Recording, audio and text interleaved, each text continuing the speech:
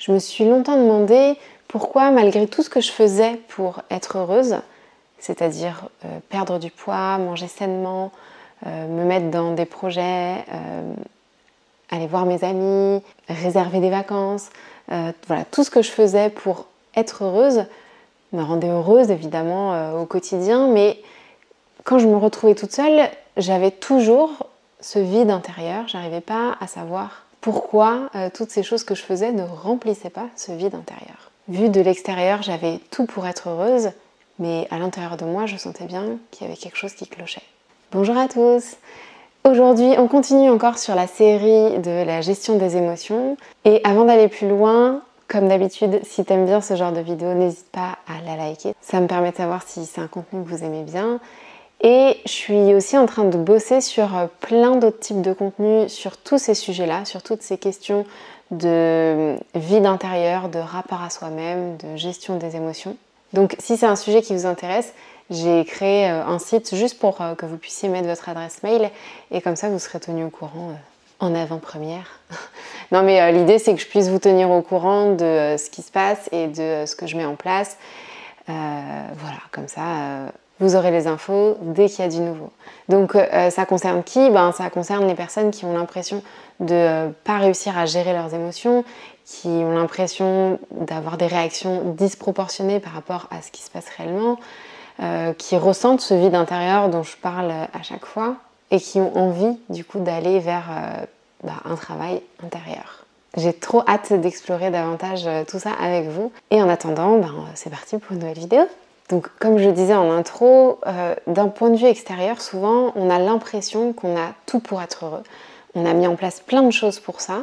Donc on mange sainement, on prévoit des choses, on prévoit des projets avec nos amis, notre famille, que ce soit partir en vacances ou se marier, avoir des enfants. Ça peut être aussi professionnellement, créer des projets, devenir entrepreneur, s'impliquer dans telle ou telle cause. Et vraiment, si on regarde les choses de manière objective, si quelqu'un regarde d'un point de vue extérieur notre vie, on se dit tout va bien, je suis heureuse, j'ai tout ce qu'il faut en tout cas pour être heureuse. Sauf qu'à l'intérieur, c'est un peu bancal, ou en tout cas, même si théoriquement tu sais que tu as tout pour être heureuse, à l'intérieur de toi, tu sens qu'il y a quelque chose qui va pas. Tu sens qu'il y a un truc qui sonne faux et que t'es pas heureuse. Et en réalité, c'est parce qu'en fait, on prend les choses à l'envers. Là, ce qui se passe, c'est que tu te sens vide à la base et que tu te remplis avec toutes ces activités, tous ces engagements pour être heureuse.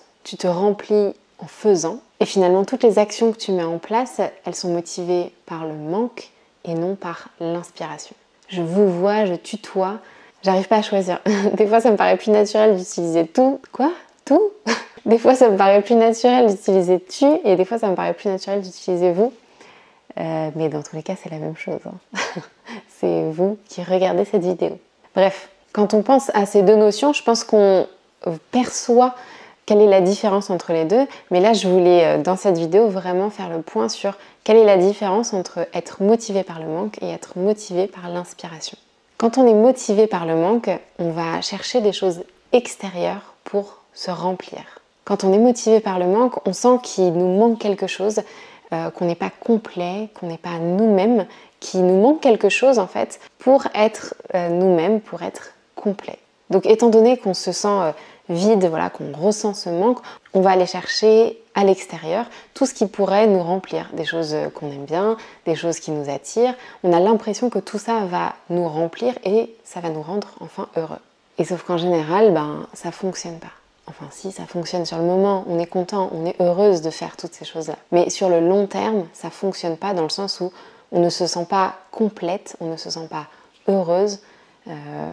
On a toujours ce vide intérieur en fait quand on se retrouve seul avec soi-même, on se sent pas heureuse et ça, peu importe le nombre de choses qu'on fait et même si ce sont des choses qu'on aime beaucoup faire. Et une autre conséquence aussi d'être motivé par le manque, c'est qu'en général, les choses qu'on entreprend ne durent pas dans la durée. C'est des choses qui vont durer un petit temps et après on sera plus motivé.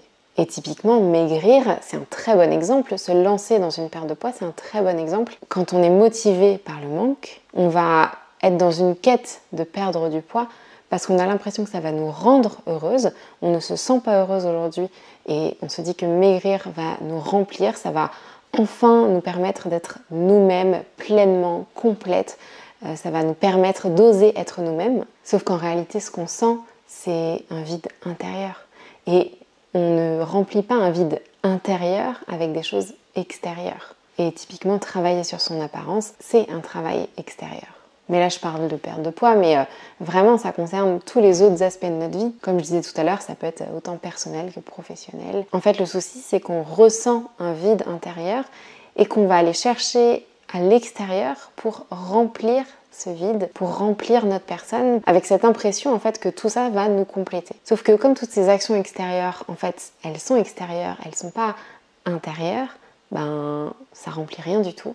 Et ce vide intérieur qu'on ressent, il est toujours là. Et donc forcément, les conséquences de ce vide intérieur sont toujours là. On va avoir des compulsions alimentaires, on va avoir, en fait, globalement, on va avoir des réactions émotionnelles, des réactions disproportionnées par rapport à notre vie réelle quand on la regarde objectivement. On va avoir des comportements qui sont un peu irrationnels et quand on regarde de l'extérieur, on peut se dire mais pourquoi ce comportement alors qu'en théorie tout va bien. Et ce qui est compliqué et ce qui nous enfonce encore plus, c'est que en général, toutes ces actions extérieures, on met beaucoup d'efforts, on s'implique énormément dans toutes ces actions. On met énormément d'efforts, mais on met aussi énormément d'espoir dans toutes ces actions. Sauf qu'à un moment ou à un autre, ça ne fonctionne plus. On revient systématiquement dans cet état émotionnel de base qui est cet état de manque, cette sensation de vide intérieur. En fait, notre état émotionnel de base, c'est un état de manque. Nous, ce qu'on veut, c'est être complète. On veut être soi, on veut se sentir soi-même. Et pour y arriver, on va mettre en place des actions externes qui vont nous aider à nous sentir nous-mêmes, nous sentir heureuses à un moment donné, sauf que systématiquement ça retombe et on revient à chaque fois à notre état émotionnel de base, notre état de manque. Alors qu'à l'inverse, quand on se sent déjà rempli, quand on se sent déjà soi-même, quand on se sent déjà assez, toutes les actions qu'on va mettre en place, elles vont être motivées par l'inspiration.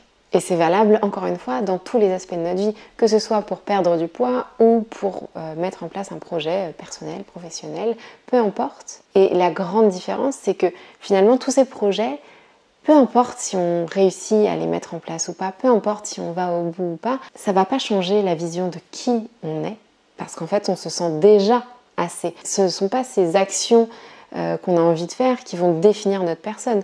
On se sent déjà complet, assez.